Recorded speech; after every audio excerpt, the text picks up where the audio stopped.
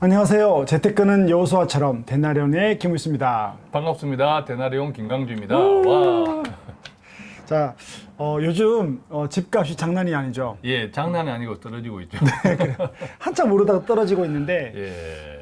이제 걱정이 많은 거죠. 상담을 해보면 사람들이 이제 이슈가 뭐냐면 언제 사야 될까? 예. 네. 자, 그래도 이제 집을 사야 되는 형편에 있는 분도 있고. 네. 그런데 떨어지는 것은 그분들 입장에서는 내심 조금 반가운 건데, 그죠? 가격이 네. 떨어지니까.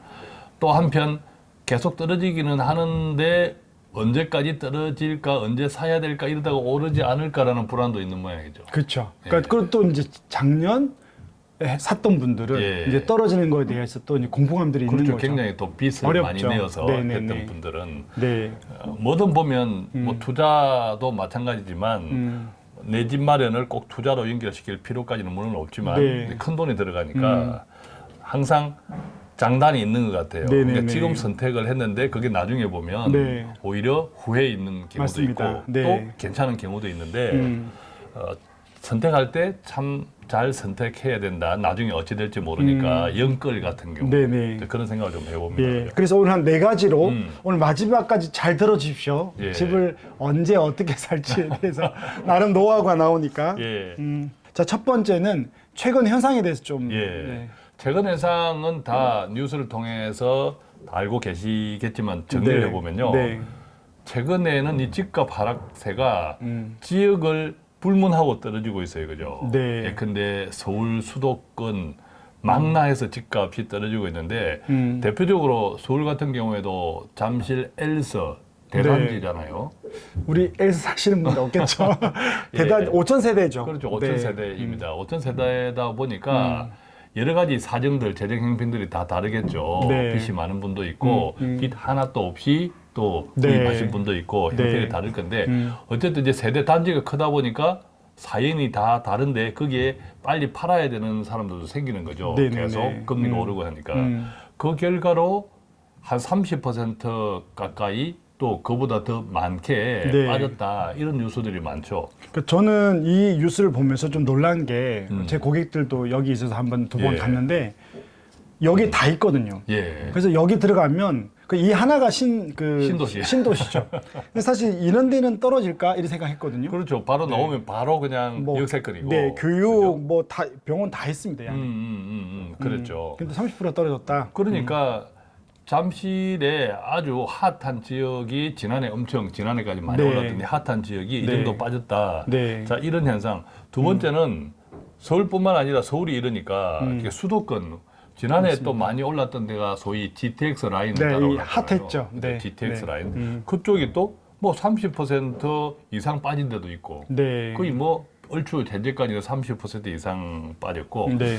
세 번째는 요즘 전세가 하락. 예컨대 임대차 보호법이 네. 지금 2년이 지났잖아요. 네. 그래서 원래는 임대차 보호법이 2년이 지나면서 올해는 많이 오를 거야. 네. 집주인들이 집값을 전세가를 많이 올릴 거야. 이런 등등의 또 걱정들이 있었잖아요. 네네네. 근데 지금 완전히 반대예요, 그죠? 그 고객들 상담을 해보면 2년이 지나면 이제 집값 올리려고 주인들이 들어온다고 했거든요. 예. 올해 초만 해도. 예. 근데 지금은 주인들이 안 들어오는 거예요. 왜냐하면 집이 첫째 안 네네네, 팔리니까 네. 안 팔리니까 다 매도를 포기하고 그렇죠. 전세로 돌리고 네네네. 또 새로운 입주 물량도 많고 네. 등등 하다 보니까 전세 공급이 넘치는 거죠. 네. 넘치니까 이제는 세입자를 못 구해서 그렇다. 그래서 네. 전세가가 하락이다. 네. 자, 이 한 세 가지 정도를 최근에 집값 관련된 현상으로 좀 정리해 볼 수 있지 않을까 생각이 드네요. 그죠? 자, 그러면 두 가지로 이런 현상을 통해서 인사이트가 있을 텐데. 그렇죠. 자, 이런 현상을 통해서 우리가 이제 느껴야 되는 인사이트도 네. 한 세 가지 정도를 네. 정리해 볼 수 있는데 결론적으로 보면 입지 관련 없이 네. 크게 하락했다라고 하는 것은 네. 이것은 요즘 뭐 금리 인상 때문에 집값이 많이 떨어진다 이런 이야기가 있지만 물론 맞지만 네. 그보다 첫 번째 원인은 너무 지난해까지 짧은 시간에 단기간에 급등 많이 올랐던 현상 때문이 아닐까라는 생각을 일단 해봅니다. 입지 관련 없이 맞아요. 크게 떨어지고 있다는 것은. 네. 그다음에 이제 두 번째는 전세가 하락이 올해 시작됐잖아요. 이제 지금 한참입니다. 그렇죠. 이제 이것을 가지고 생각해 볼 수 있는 것은 앞으로도 집값은 계속 더 떨어질 가능성이 높다. 금리하고 네. 상관없이. 왜냐하면 일반적으로 집값이 오를 때는 전세가부터 오르잖아요. 그렇죠. 전세가가 오르면서 집값을 밀어 올려서 전세금을 계속 올려주느니 차라리 내 집을 사겠다 이런 수요들이 그렇죠. 생기면서 집값이 오르는데 네. 지금은 이제 올해부터 오히려 전세값이 떨어지니까 네. 앞으로도 집값이 계속 하락 가능성이 높다. 특히 공급 확대 정책이 계속 진행되고 있으니까. 네. 그런데 가장 중요한 인사이트는 여기서 우리가 가져야 될 인사이트는 지금 집값이 크게 떨어지고 있지만 언젠가 네. 끝은 있다. 그렇다고 뭐 집이 빵원이 될 수는 없다. 빵원이 될 수는 없다. 언젠가 끝이 있다. 이게 굉장히 중요한 인사이트인 것 같아요. 근데 이거는 주식도 그렇고 맞습니다. 세상 모든 게 끝이 있는 것 같습니다. 예, 주식도 계속 떨어지면 계속 떨어지겠거냐 하고 잊어버리고 있다가 네. 나중에 또 어느 또 오릅니다. 네. 아, 그때 내가 왜 못 샀지 또 후회하는 그러니까요. 이게 되풀이 되잖아요. 지난해 오를 때도 마찬가지예요. 집이든 주식이든 계속 오를 거 끝이 없어. 그러다가 또 오늘과 같은 현상이 있듯이 네. 집도 지금 크게 떨어졌지만 앞으로도 더 떨어질 가능성이 높지만 언젠가 네. 끝은 있다. 그러니까 내 집 마련을 꿈꾸는 준비하시는 분들은 네. 항상 네. 내 집을 마련할 준비를 네. 하고 있어야 된다. 여러 가지. 네. 예, 이게 굉장히 중요한 인사이트가 아닌가 생각합니다. 사실은 우리 들으시는 분들은 1번, 2번 다 필요 없고. 자, 그러면 이제 언제 사면 좋을까? 이거 되게 궁금해해요. 저는 그렇죠. 사실은. 지금 집을 언제 사면 좋을까? 네. 이 키워드 자체가 아마 별로 매력적이지 않을 거예요. 지금 왜 집을 사 계속 떨어지는데 이런 네. 생각들이 많은 거죠. 네. 그런데 늘 아까 말씀드렸듯이 항상 끝은 있고 네.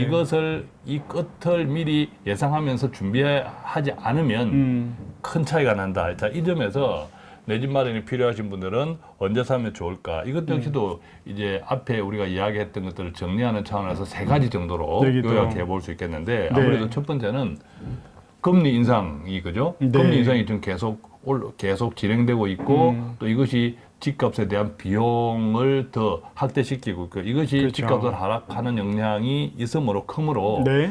아무래도 이 금리 인상이 조금 멈춰야겠죠. 그죠? 이제 뭐 한 그런 게 있고. 내년, 내후년까지는 계속 오른다고 생각을 하면 되겠네요. 우선 뭐 최소한 내년까지는 오르겠다. 네. 자, 이 정도 이제 짐작할 수 있겠고, 그 다음에 두 번째 실제 집값의 방향성에 선제적인 역할을 하는 것은 바로 전세가거든요. 전세죠. 그 전세가가 지금 떨어지기 시작했으니까 이게 결국 떨어지는 것이 멈추거나 또는 상승 반전을 할 때가 네. 집값의 오름세가 전환되는 시기일 수 있다.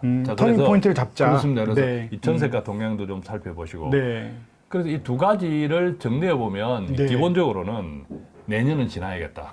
맞습니까? 기본적으로 내년 2023년은 지나야 될 듯하다 그런 생각이 드는데 뭐 집이든 우리가 주식이든 바닥에서 내가 매수한다 이것은 욕심이잖아요. 네. 이것은 욕심이기 때문에 특히 내 집은 이게 꼭 투자 자산은 아니잖아요. 네. 내 집 얼마나 돈을 떠나서 얼마나 많은 아름다운 추억과 이런 가족들이 생활하는 맞습니다. 얼마나 소중한 공간입니까? 그랬을 때 이거를 너무 바닥에서 사겠다 하는 것은 욕심인 것 같고 네. 어느 정도 지금 여러 가지 말씀드린 이런 것을 토대로 집을 살 시기를 생각하시고 좀 준비하는 것이 좋겠다. 네. 자, 이런 생각이죠. 네, 저도 뭐 상담할 때 바닥은 모르고 예. 무릎에만 사도 된다. 예. 네, 떨어질 때 무릎이든 오를 때 무릎이든 우리가 공부해서 무릎 정도는 사자. 그래서 이제 2023년도는 예. 지나야 일단 된다. 지나가야 소나기는 되지 않을까 생각합니다. 피하자. 네.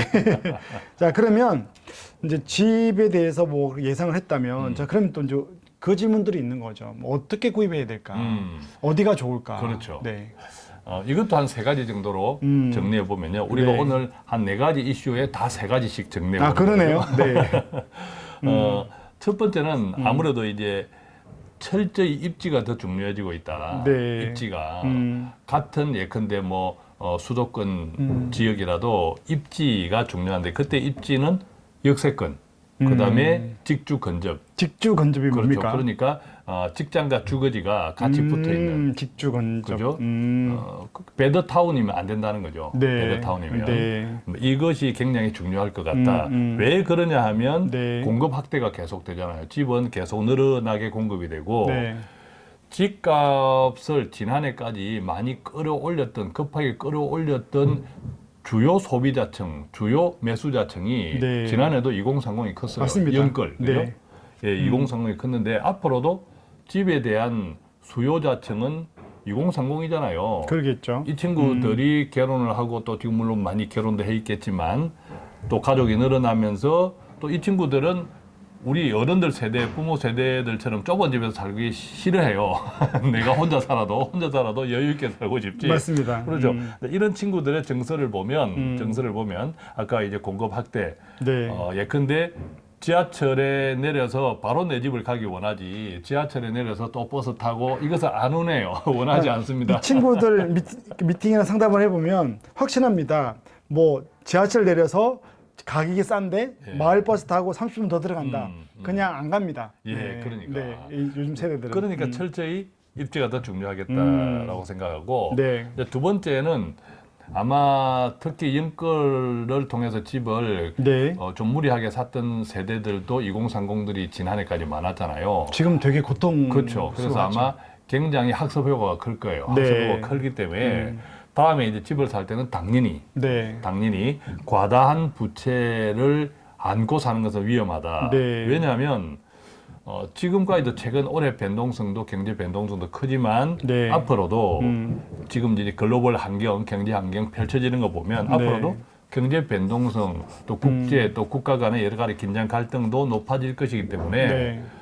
이번과 같은 뭐 금리라든지 또 투자 시장 전반적인 경제 이런 것이 만만치 않다. 그래서 앞으로 집을 살 때도 과다한 부채를 끌고 사는 것은 네. 굉장히 위험할 수 있다. 이 두 가지 정도. 그러고 네. 보니까 네 번째는 세 가지가 아니고 두 가지네요. 세 가지는 제가 붙이겠습니다. 그죠? 세 번째는 제가 늘 이야기하지만 어제도 광명에 이제 그 철산동 예, 주공 철산동. 8단지가 이제 나오는데 거기 이제 조합원 분양 말고 일반 분양가가 나왔어요. 예. 대출을 얼마 정도 하면 좋겠느냐로 이제 줌 상담을 했거든요. 그래서 핵심이 과다한 부채도 부채지만 현금 흐름. 현금은. 네, 그래서 뭐 2억을 빌리던 예. 3억을 빌리던 집집마다 하나님이 주신 재정이 다르니까 그렇습니다. 어떤 집은 3억을 빌려서 월 120만 원 내도 문제 없는 집이 있는데 예, 어떤 집은 3억을 빌려서 120만 원 내면 남는 돈이 없는 집이 있다. 맞아요. 예, 이제 그런 것들도 과다한 부채와 함께 하나님이 여러분들에게 우리에게 허락하신 그 재정 안에서 현금 흐름을 봐라. 예. 세 가지를 채웠습니다. 예, 그래서 오늘 네 가지 이슈를 가지고 각각 세 가지씩 네. 총 12가지 꼭지를 깔끔하게 정리된 듯 하다 그죠? 좋습니다. 우리 센터장님 마무리를 잘해 주셔서. 네네. 그래서 사실은 요즘은 집에 대한 이슈가 많고 또 재무 상담을 해보면 젊은 신혼부부들이나 젊은 세대는 모든 돈의 방향이 집이거든요. 그래서 좀 때를 기다리고 오늘 네 가지 말씀해 주신 것들을 기억했다가 여러분들이 가장 좋을 때 하나님이 가장 우리에게 적합한 집을 주셨으면 좋겠다. 아멘. 이렇게 좀 매듭을 짓고 싶습니다. 자, 오늘은 여기서 마치도록 하겠습니다. 감사합니다. 고맙습니다.